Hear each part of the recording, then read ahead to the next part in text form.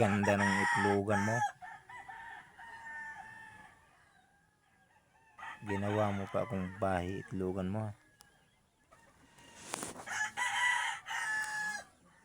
Galing, di ba? He. Oh. Ah.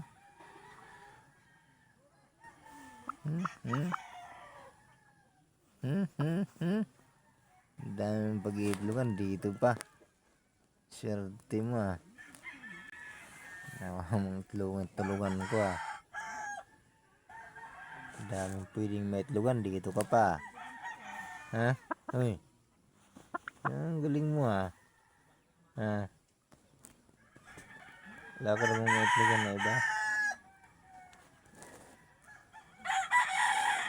Dito pa talaga.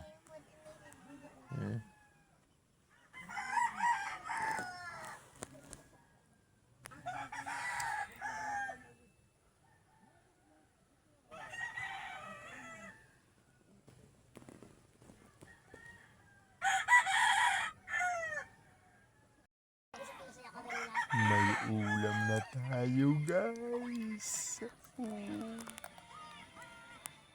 Yes! Ulam.